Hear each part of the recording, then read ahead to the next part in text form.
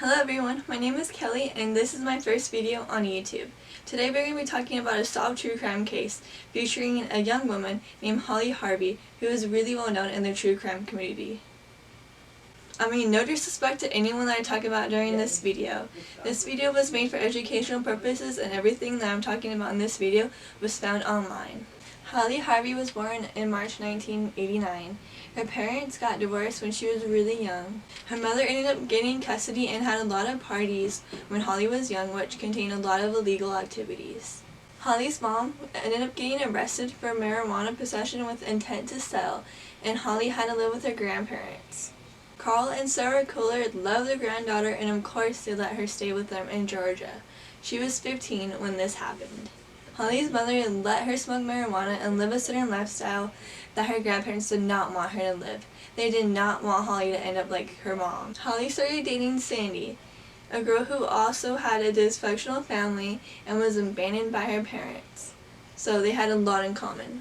Holly's grandparents disapproved of this relationship because their son Kevin said that Sandy had a criminal record. Sandy suffered from her own problems growing up. Her mother abandoned her when she was only 15 months old, and she had 3 stepmothers, one of which she was accused of physically abusing her. Her grandparents, although they loved her and desperately wanted to help her, they felt that they couldn't do it anymore, so they wanted to send her to a child's home. Holly found out about this and was really upset.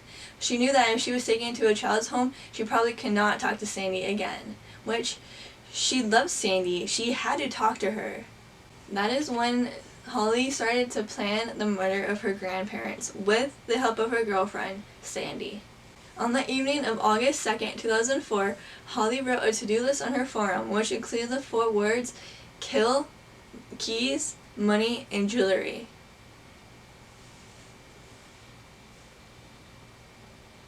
She then gave Sandy a knife and lured her grandparents downstairs by smoking pot, which she knew would make them come downstairs. Sandy was hiding behind the bed so they wouldn't see her at first. Her grandparents came downstairs just as she predicted, and when they did, she started screaming at them and then started stabbing her grandma. Her grandpa pushed her to the bed and subsided her until Holly started yelling at Sandy, and then Sandy got involved in the struggle. Her grandpa then ran away to the kitchen, trying to call the police and help him and his wife while his granddaughter was chasing after him. She finally got him and stabbed him a couple more times. Sarah, her grandma, was stabbed 35 times, while her grandpa was stabbed 23 times. Holly isn't finished. Sandy says to Holly, "Your grandmother's alive. Maybe we can get help for her." "No, she needs to die. The bitch will die." She begins to stab her repeatedly, over and over again, until she is assured that her grandmother is dead. The girls then quickly ran through the next items on the list and went to a friend's house. They told a friend that they got mobbed and that was the reason why they were so bloody. However, after washing and changing their clothes, they told her friend in a giggly manner that they had just murdered her grandparents. The friend told them that they had to leave, and not long after, she called the cops, telling them exactly what her friends had told her. Holly seemed just full of adrenaline. But when I looked at Sandy, her face was just ghost white, and I noticed that they were covered head to toe in blood. So I decided to ask Sandy, what did you do? And she just was very pale. That's when Holly pulled out her grandparents' kitchen knife and said, "We killed my grandparents."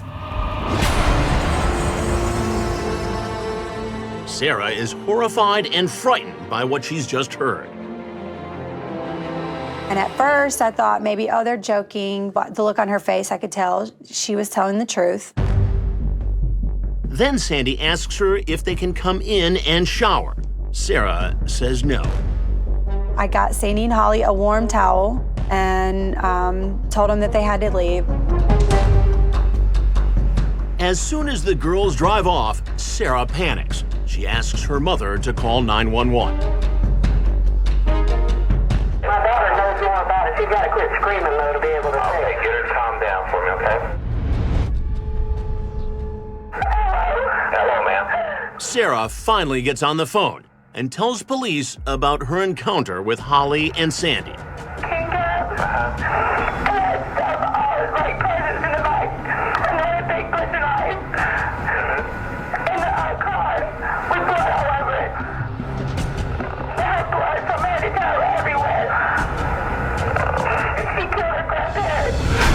After getting caught, Sandy said that this was all her idea. However, detectives interviewed some witnesses that said Holly tried to buy a gun days before the murder happened. At the time of her arrest, Holly Harvey showed no remorse and caught officers by surprise when she was laughing. On the other hand, Sandy did show remorse for what she did and agreed to cooperate fully with investigators. Carl and Sarah's son, Kevin, told detectives that 5 days before the murder happened, that Carl had told him that Harley had been threatening to kill him and his wife. Sandy got 3 life sentences and is currently in prison. Holly Harvey is serving 2 life sentences and will not be eligible for parole for at least 20 years. When investigators question Sandy, she tells them a story that seems quite credible. The night before the attack, she and Holly had visited a local drug dealer to score some marijuana. Holly wanted to get high, but didn't have any money to buy the pot. She offers sex instead. Drug dealers don't give you drugs for free. His agenda was Holly. And Holly, he's manipulating this guy to get his drugs, you know, using her sexuality. It's something Holly learned at an early age from her mother. She uses sex, whether it's a man or a woman, to get what she wants. The dealer is only too happy to oblige, and he laces the marijuana without Holly's knowledge, hoping to increase her sexual appetite. We found out later that the marijuana they smoked was laced with cocaine. And the girls didn't know that, but it made them a little bit wilder, I think. The fact that it was laced with other drugs is what pumped them up. The marijuana wouldn't have done it. It would have made them mellow. After getting high, the girls sneak back into Holly's basement bedroom in her grandparents' house. Holly then goes upstairs and takes the knives. No longer on her meds and high on cocaine and marijuana, Holly makes a decision. Her grandparents are getting in the way of her relationship with Sandy. She writes on her arm, keys, money, jewelry, kill. And Holly tells Sandra, I know how to get them down here. And just light up this joint, and they'll smell it and they'll come down here. She's smoking again.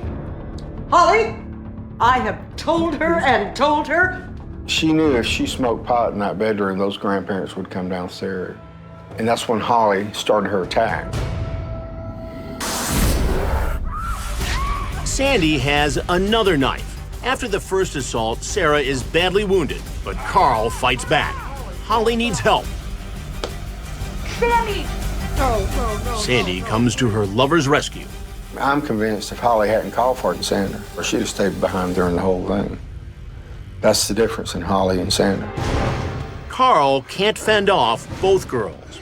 He realized he was fighting for his life, so he headed for the stairs.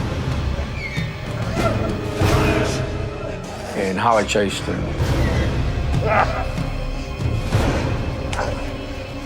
She hit a vein in his neck, and that put him to the floor. And once she got him on the floor, she finished him up.